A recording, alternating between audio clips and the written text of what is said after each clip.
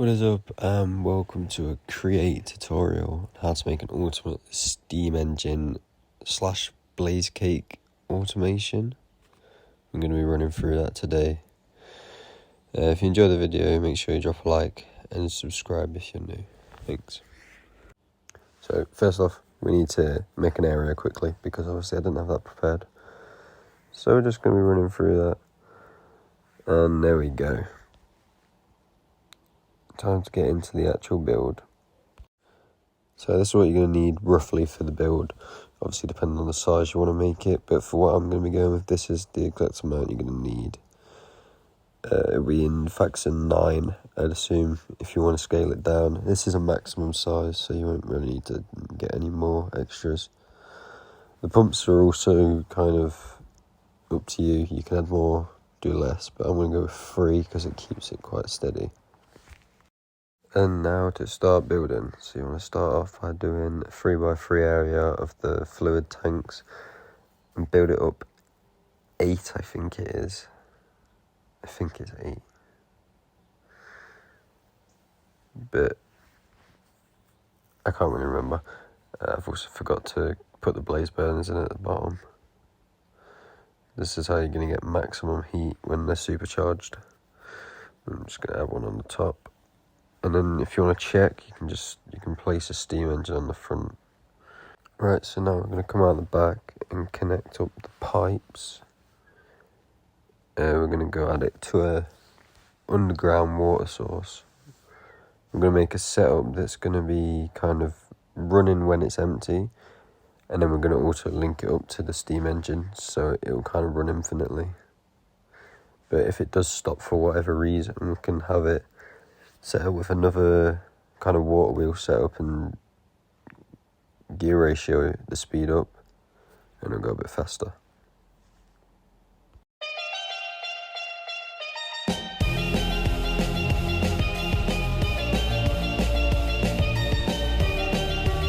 Right, so here we have it, it's all set up. Put a big old long row of water wheels, because it turns out in this pack they don't have the big water wheels, they only have the little ones, so I can only speed it up as much as obviously they could handle, which is obviously my bad, but I got it up pretty quick.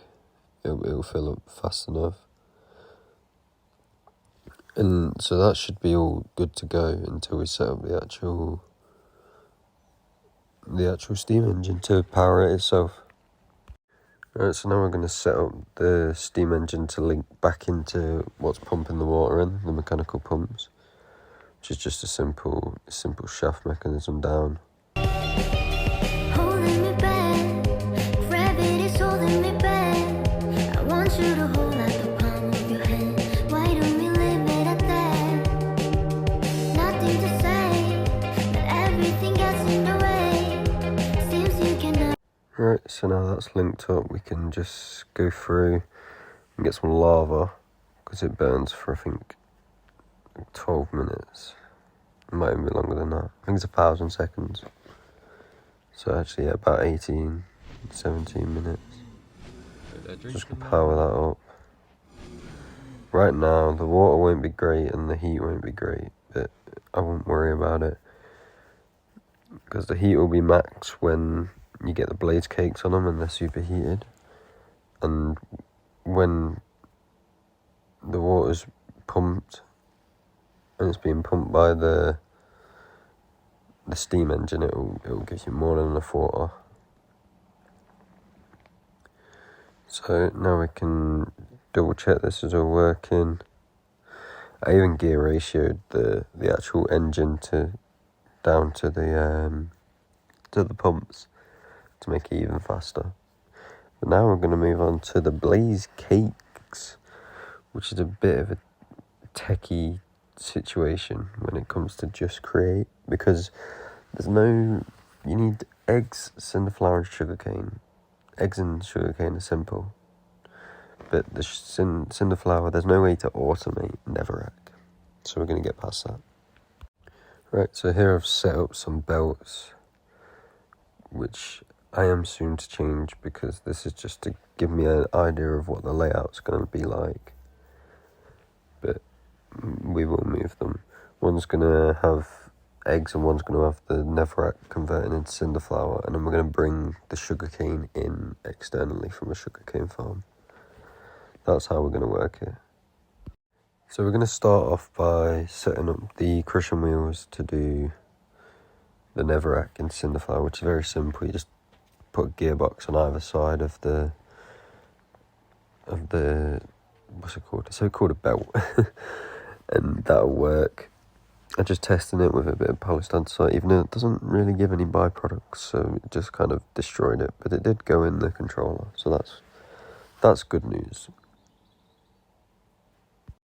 So we've added a barrel on a hopper, which hoppers don't work very well with Create. They just randomly stop, and you have to kind of like just take an item out and put it back in, and then it starts going again. Sometimes it blocks up. So we'll find a solution to that later on in the video, but right now we're just leaving it like this. Now we're going to move on to the chicken farm. Well, say chicken farm. We're just going to trap a load of chickens in a box. I would get as many as you can, but at least 10 is fine. But just get as many as you can, because the more the merrier. And there we have it. Just use the glass trapdoors. I don't actually know what mod that's from. I'm using just a random mod pack that I found. It's just base Create. I think I put 30 in, and I used hoppers again, which is not great, but we'll fix it later. We'll do the quality of life throughout it. But now I want to get the base functionality of it down, and right now it works. So now I've gone ahead and set up the sugarcane farm and got everything moving. I've encountered a bit of a problem. There's no way to evenly space everything. So we're gonna have to change up the design and probably... I also had linked it all up to the actual steam engine. We're probably gonna have to set up some mechanical arms and kind of put them into chests, and then have the same underneath for the mechanical arms to take them out of the chests. Which is a bit of a pain, but it will be alright. It'll work. So here's the mechanical arms setup. It's very simple. It's just got brass funnels going into chest. They've got to be filtered, and then the mechanical arm is just there. It's just going to take it off the belt, put it into the correct chest. This way we can stop it completely backing up and just breaking the system, and we can keep it even when it goes into the basins below and mixes up. So to make the blaze cakes, we actually need lava to be spouted onto a blaze cake base. So we're going to have to set up a little lava farm here, which is everybody's least favourite thing to do. But it's fine. Once again, I'd make it as big as you possibly can, just to make sure you don't, because this can back up and it won't overflow or anything. Because the dripstone will be straight above the cauldron, so it's not like it can overflow anymore. But it's a bit of a pain, but it's quite a good little setup. I do like it. It's just a bit of a pain to make. So that's the basic functionality of it. It will just drip into the cauldron. And we're just going to set that up all across these pipes and then pump it into a spout. And there we have it. Completely functional. Now we just got to find a place to get the pump working and get it into the spout, which is a bit of a pain. The problem with these is they take up too much space. They're really hard to work with because of how much space they take up. But they're very necessary for a lot of things. You can also link this in with the blaze burners. If you don't want to do the blaze cakes, you could do this setup and just give them a straw, which is in one of the Create add-on mods, and you can give them just lava, but you have to kind of spout it onto a bucket. So it's exactly the same setup. But now we're gonna add the andesite funnels so they drop the items onto a depot. This is so that it will only kind of add one like at a time, so it's not completely overloading the system.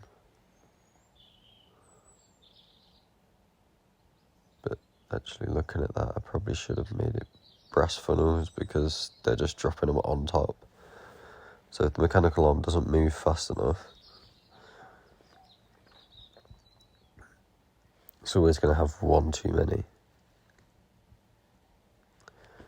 But it's fine.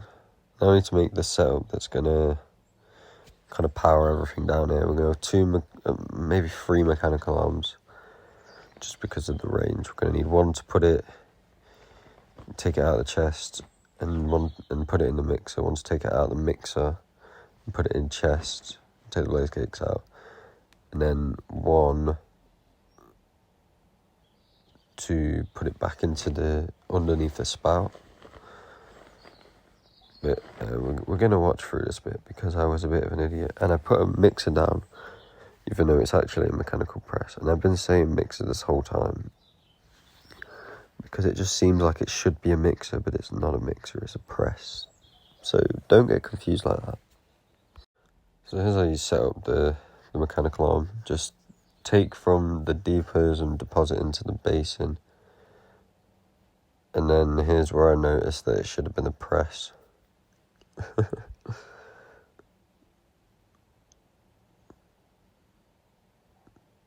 What I haven't noticed yet. This is fun. And there we go. No? Really? Surely there. Yeah, he's noticed now. Well done.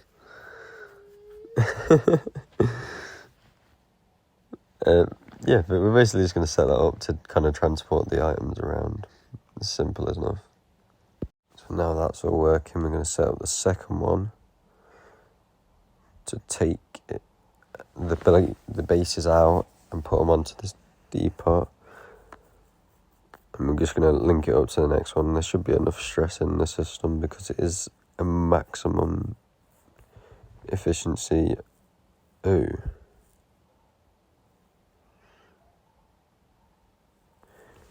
See what happened there? It moved the cinder flower out, so we're going to have to make a brass funnel, because the brass funnel is the only way to filter the mechanical arms,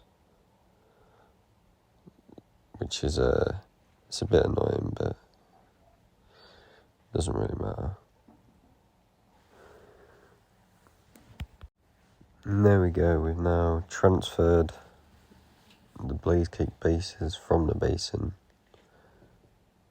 Now the next step would be to go from the basin, the depot, into the other depot really, and then we can create our blaze cakes.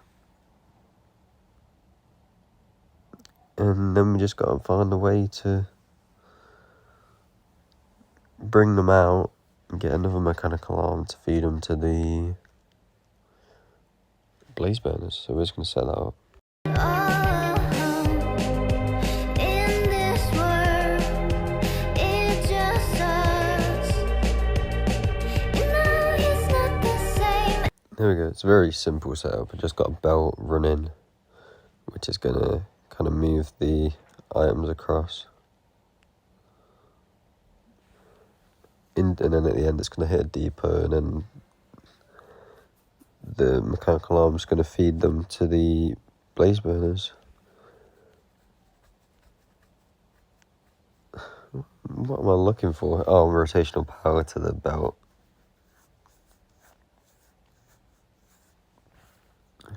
But I can probably just use a gearbox. This is essentially it for the build. I think this is everything now. What am I trying to do?